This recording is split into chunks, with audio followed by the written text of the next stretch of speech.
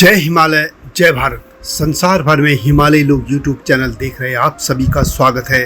और मैं हूं भारत की राजधानी नई दिल्ली से जर्नलिस्ट डॉक्टर हरीश चंद्र लखेड़ा। आज नेपाल की तरफ चलते हैं और प्राचीन काल में जिस क्षेत्र को नेपाल कहा जाता था उसी के निवासियों की मैं बात करूंगा और वे हैं नेवार। माना जाता है कि नेवार से ही नेपाल शब्द निकला है। नेवारों के बारे में बताने से पहले मैं साफ कर दूं कि किसी भी समुदाय या जाति को लेकर जो भी मैं जानकारी देता हूं उसका उद्देश्य कोई जातिवाद फैलाना नहीं है, बल्कि अपने बारे में जानकारी रखना है या अपने बारे में जानना भर है।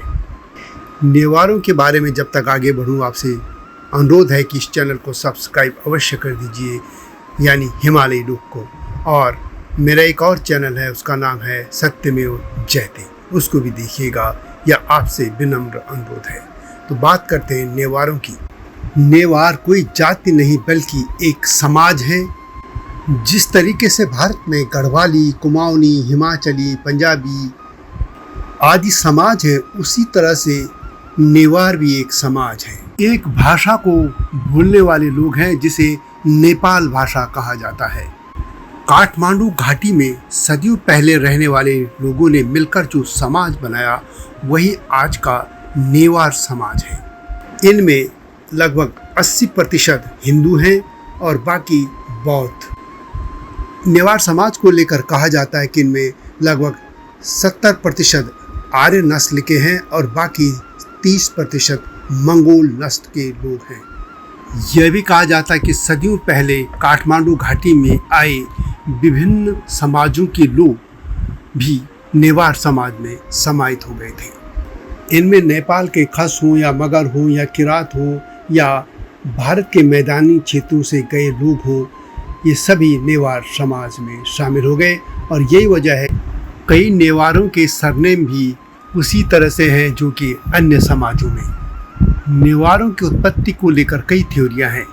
एक थ्योरी ये कहती है कि नेवारों के पूर्वज लिच्छवी थे, जबकि कुछ लोग कहते हैं कि नेवारों की उत्पत्ति दक्षिण भारत के नायर समाज से हुई थी। वे कर्नाटक के राजा नान्या देव के साथ नेपाल आए थे। यह भी कहा जाता है कि नेवार आर्य, मंगोल और ऑस्ट्रेलियाई जनजातियों का मिश्रण है। यह कह सकते हैं कि आज का नेवार समाज भारतीय मूल और तिब्बती मूल के लोगों के मिश्रण से बना समाज है। नेवारों की सभी चीज़ों के लिए नेवारी कहा जाता है। इनकी भाषा के लिए भी नेवारी कहा जाता है, हालांकि उसका जो आधिकारिक नाम है वह है नेपाल भाषा। नेपाल शब्द नेवार, नेवाल और नेपर ये सभी एक ही शब्द से निकले हैं। जैसा कि मैंने पहले भी कहा कि नेवार एक जाति नहीं है बल्कि एक समाज है। नेवार समाज में पूरी वर्ण व्यवस्था भी है। लगभग 67 विभिन्न जातियां इसमें हैं। इसमें ब्राह्मण भी हैं, क्षेत्रीय भी हैं और वैश्य भी हैं और अन्य जातियां भी। धार्मिक तौर पर नेवार 2 धर्मों में हैं, अधिकतर हिंदू हैं और बाकी बौद्ध। बौद्ध मुख्यतः वज्रयान की धारा को मानते हैं और तांत्रिक भी हैं, जबकि हिंदू धर्म को मानने वाले भी तांत्रिक हैं और शिव मार्ग को मानते हैं, यानी शैव हैं। नेवारों में चाहे शिव मार्गी हो या बुद्ध मार्गी, दोनों तांत्रिक हैं और उनका मानना है कि पुरुष और महिला शक्तियों का मिलन ही ब्रह्मांड को चलाता है। इस बारे में मात्र देवियों और उनके पति भैरवों का पंथ विशेष रूप से महत्वपूर्ण है। काठमांडू घाटी में सबसे महत्वपूर्ण मंदिर शंभुनाथ बौद्ध का है और पशुपतिनाथ हिंदू का है। हिंदू नेवारों की बात करें तो इसमें ब्राह्मणों में देव ब्राह्मण, देव बाजू, राजोपाध्याय, शर्मा, राजोपाध्याय आदि ब्राह्मण सरनेम आते हैं। जबकि क्षत्रियों में मल्ल, प्रधान, अमात्य, कायस्थ, राजभंडारी, राजवंशी, राजलावत, कर्मचार्य, गुरुआचार्य, मास्की, जोशी, हाडा, राजलावत, राजवैद्य, मूल, श्रेष्ठ आदि शामिल हैं। इसी तरह वैश्य समाज में पंचथरिया हैं और श्रेष्ठ भी कुछ लोग सरनेम लिखते हैं। काठमांडू के बौद्ध उरे, तुलाधार, कंसकर, बनिया आदि जबकि पाटन के हलवाई, राजकर्णिकार और ताम्रकार, धूलिखेल और बनेपा आदि यहाँ के श्रेष्ठ भी शामिल हैं। यदि हम बौद्धों की बात करें तो बौद्धों में गुभाजू, वज्राचार्य और वरेजू ये शाक्य हैं। इसी तरह देव, भुज, राजोपाध्याय, ब्राह्मण, क्षत्रिय और उरे और पथरिया, जिप्पू आदि जातियाँ यहाँ पे मिलती हैं। नेवार समाज अंतर्राष्ट्रीय नेवार दिवस को भी मनाता है और यह 2018 से हर मार्च के आखिरी शनिवार को मनाया जाता है और इसका उद्देश्य दुनिया भर में फैले नेवार समुदाय के लोगों को एकत्रित करने और उनकी संस्कृति को बढ़ावा देने के उद्देश्य से यह स्थापित किया गया है और यह काम विश्व नेवार संगठन करता है। नेपाल के इतिहासकार जगदीश चंद्र रेग्मी की पुस्तक नेवारी संस्कृति में लिखा गया है कि ऐसा लगता है कि किरात वर्ग की नेवारी भाषा बोलने वाली एक प्राचीन किरात जनजाति ही नेवार समाज की मूल जाति है। हालांकि यदि हम इतिहास की दृष्टि से देखें तो लिच्छवियों को इनका मूल जाति माना जा सकता है। नेपाल को लेकर यह भी कहा जाता है कि वहाँ पे सबसे पहले राजवंश गोपाल राजवंश था और उसके बाद महिषपाल राजवंश। गोपाल राजवंश भगवान श्री कृष्ण के वंशजों का था जिसको कि यादवों का कहते हैं और महिषपाल यानी जो भैंस पालने वाले थे महिषपाल। नेपाली भाषा में गोपालों को शप्पू और महिषपाल को मेषपू कहते हैं। माना जाता है कि नेपाल में मानव बस्तियां खासतौर पर काठमांडू घाटी में इन्हीं जातियों ने यानी गोपाल और महिषपाल ने विकसित की थी और वही नेपाल समाज के आदिम पूर्वज हैं। यहाँ पर किरातों के आने के बाद गोपालियों और महिषपालियों के वंशज जप्पू और महर्जन वर्गों में समाहित हो गए। रेग्मी यह भी लिखते हैं कि किरात और ऋषभि काल से नेपाल के स्थानों और घाटियों में बाहुन यानी ब्राह्मण बड़ी संख्या में थे, लेकिन वे सभी ब्राह्मणों के उच्च जीवन मानदंड कायम नहीं कर पाए और निम्न जातियों में समाहित होते चले गए। मध्यकाल में कान्यकुब्ज ब्राह्मणों का एक बड़ा वर्ग यहाँ आया था। इसमें उपाध्याय, झा, मिश्रा सहित पंच द्रविड़ और भट्ट आदि भी शामिल थे।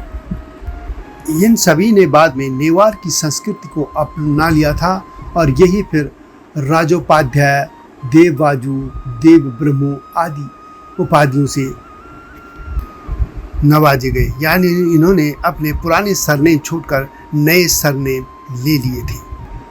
तुलसी नारायण श्रेष्ठ की पुस्तक नेपाल के नेवार पहचान और पृष्ठभूमि के अनुसार मध्ययुगीन नेवार समाज में चक्रवर्ती, भट्टाचार्य, राय जैसे सरनेम वाले कुछ बंगाली ब्राह्मण भी थे जो कि बाद में नेवार समाज में ही विलीन हो गए।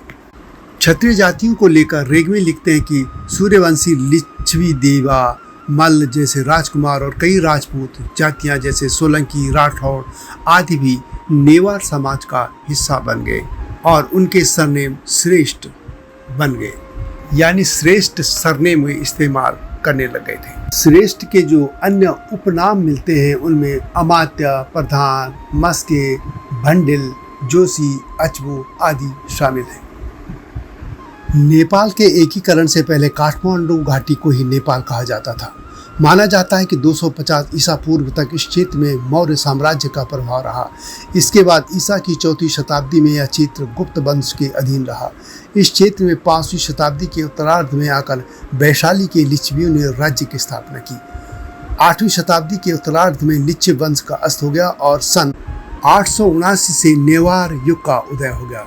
11वीं शताब्दी के उत्तरार्ध में दक्षिण भारत से आए चालुक्य साम्राज्य का प्रभाव नेपाल के दक्षिणी भूभाग में रहा।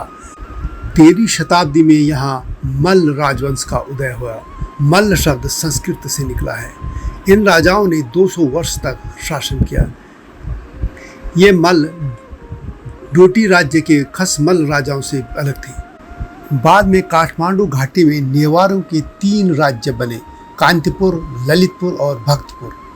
इनमें शताब्दियों तक मेल नहीं हो सका, यानी ये आपस में लड़ते ही रहे। बाद में गोरखा नरेश पृथ्वीनारायण शाह ने जब 1700 1969 में नेपाल का एकीकरण किया तो यह तीनों राज्य गोरखा साम्राज्य का हिस्सा बन गए।